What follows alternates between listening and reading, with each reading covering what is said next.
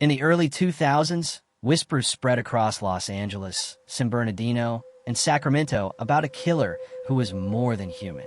Locals called him the Phantom, a man who seemed to disappear into thin air after committing horrifying murders.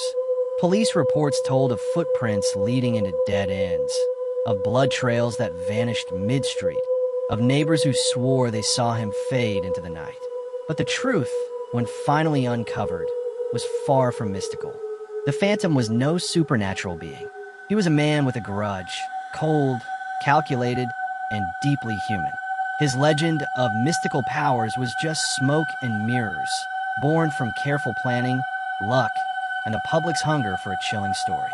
Our story begins not with murder, but with humiliation. 25 years before the first killing, in the spring of 1979, a 22-year-old man named Ethan Kincaid was working as a gas station attendant in Fresno, California. He lived a quiet, invisible life, poor, unnoticed, and desperate for respect. One rainy afternoon, as Ethan walked home along Blackstone Avenue, a shiny black SUV sped by and splashed filthy, muddy water all over him.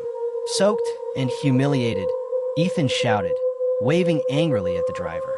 The SUV stopped. Out stepped a well-dressed young woman in her late 20s, hair perfectly styled, sunglasses still on despite the rain. She laughed at him, mocking his appearance, and when Ethan demanded an apology, she called him a loser in front of onlookers. The altercation escalated.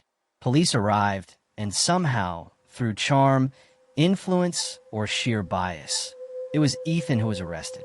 The woman claimed he threatened her. He was sentenced to 6 months in jail for disorderly conduct and assault, though he never touched her. 6 months behind bars changed Ethan. His resentment crystallized. In his mind, women like her, confident, successful, independent women who drove expensive cars, became the enemy. To him, they were symbols of mockery and humiliation, and he swore revenge. Decades later, Ethan resurfaced in Los Angeles. By then, he had built a new identity, working odd construction jobs and living in small rentals under fake names. But at night, he hunted. His targets were always the same: professional women in their 30s and 40s driving SUVs, lawyers, doctors, corporate executives, women who reminded him of that day on Blackstone Avenue. His first known victim was Caroline Myers, a 38-year-old real estate agent in Santa Monica. She was found strangled in her driveway, her luxury Range Rover still running with the headlights on. Neighbors reported seeing a shadowy man in a dark hoodie vanish into an alleyway, but no one could explain how he disappeared so quickly. Then came Lydia Chun, a pediatrician in Pasadena. She was attacked late at night after pulling into her garage.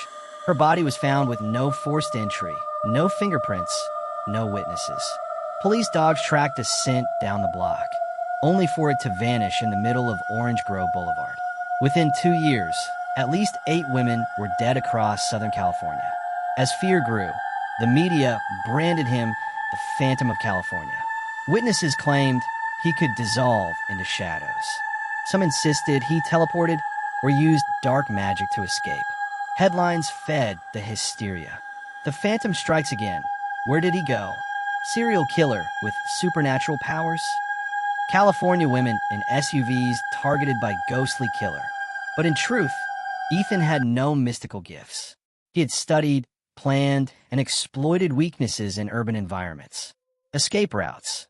He memorized drainage tunnels, alleyways, and construction scaffolding that allowed him to vanish quickly. Disguises. After each kill, he shed layers of clothing, emerging as a completely different-looking person. Sometimes a jogger, sometimes a homeless man, sometimes to terrified communities, it looked like sorcery. But it was only cunning. By 2008, the FBI and California State Task Force were fully involved. They built psychological profiles, noting his obsession with a very specific victim type: women of status, women with SUVs. Detectives speculated the killer's motive stemmed from a personal vendetta in his past. Surveillance cameras occasionally caught glimpses of him, but his disguises were masterful. Once, after a murder in Sacramento, Footage showed him walking calmly into a shopping plaza, carrying groceries. No one suspected he had killed just 15 minutes earlier.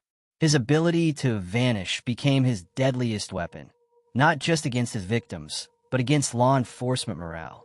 In 2011, Ethan struck again, this time in San Diego, targeting a corporate attorney named Marissa Coleman. But this time, technology caught up with him. A new model of security camera installed on La Jolla Boulevard captured him discarding his disguise in a dumpster, something he had done dozens of times before without consequence. Detectives recovered DNA from a sweat-soaked hoodie and matched it to a 1979 arrest record. When police raided his dingy apartment in El Cajon, they found meticulous journals describing his hatred, sketches of SUVs, and notes about escape routes. He had even clipped news articles of the mystical theories about him, mocking the idea that he was anything but human. Ethan was arrested at age 54. In court, prosecutors revealed the truth. The Phantom was no sorcerer, no ghost, no supernatural killer. He was just a man who carried a grudge for decades, letting one moment of humiliation fuel a lifetime of hatred. Survivors of victims sat in stunned silence as they realized how targeted the crimes were, how all their loved ones had been chosen simply for driving an SUV, for embodying a symbol of success. Ethan showed no remorse.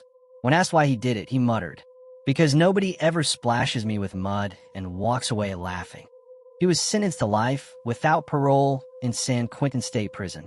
Even after his conviction, some Californians still whisper about the Phantom. They say he used real powers, that the government covered it up, that a man who could vanish like that couldn't really be caught. But the truth is simpler and scarier. Ethan Kincaid proved that with patience, cunning, and obsession, a man can build the illusion of supernatural power. He wasn't a ghost. He wasn't a magician. He was a broken man who let hatred turn him into a monster. And that, in the end, was terrifying enough.